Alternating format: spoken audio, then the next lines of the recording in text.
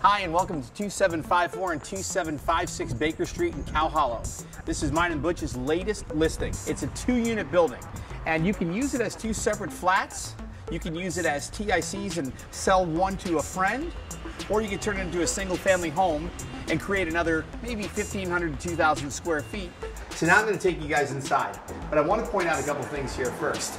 This is 2 units. This door here goes into the lower unit, and the door to my left goes to the upper. We've only staged the lower unit, and because it doesn't make any sense, both units are pretty equal in size and layout. And one of the things that really drew me to this property as a developer and a real estate agent is the potential this has to be a single family home with an au pair suite. Since it is 2 units, you still have to maintain that second unit. This building is only 30 feet high as well, so you should be able to go up another 10 feet, which would create a huge master suite, which I'm going to show you when we get up to the roof. So now we're upstairs.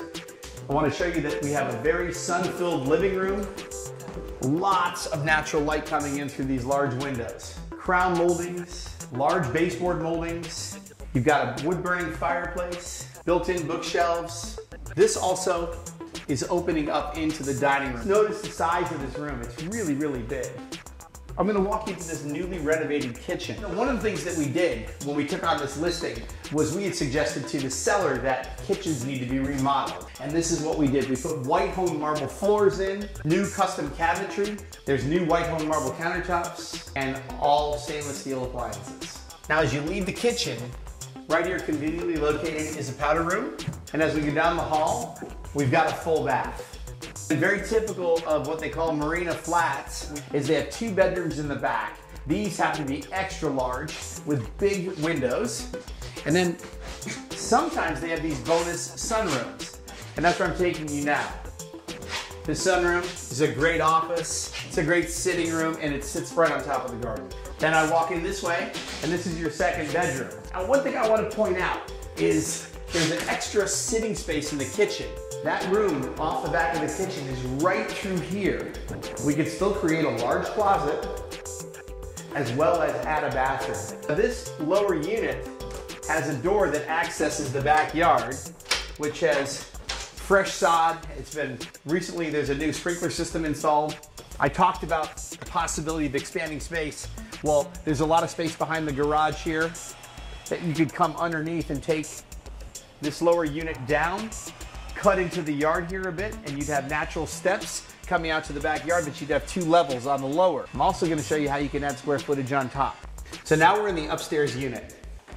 We're not going to do as much detail with this one because the flats are really identical.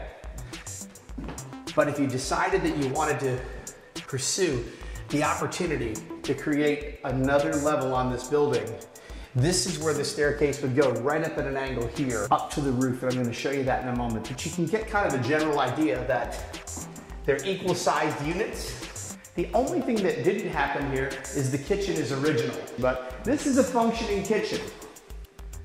And if you recall what I said about taking the closet out in that back bedroom in the lower unit, this is the space I was talking about in the kitchen that you can create a master bath. So you'd essentially have 2 units that would both have 2 bedrooms and 2.5 baths. This bedroom already has a hallway to the bathroom.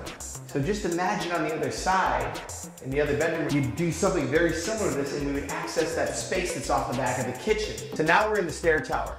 This is a staircase that's basically a service entrance to the roof, but it already has a structure up here, which I think is really important because when you're trying to get permits to add another level to a building, one thing is when you already have the structure up here, extending it left to right is a lot easier. It's a lot easier for the city to swallow what it is you're trying to do. You also have the right to go up to 40 feet. And lots of other buildings on this street are already at that height limit, so precedence has been set. You'll see a building that's got a blue facade.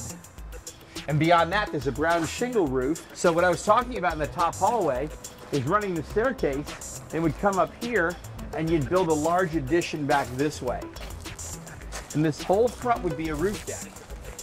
And if you look, you got really nice views of the bay, the Palace of Fine Arts, and you can see some of the Golden Gate Bridge. So now I'm going to tell you about the neighborhood. We're in Cow Hollow.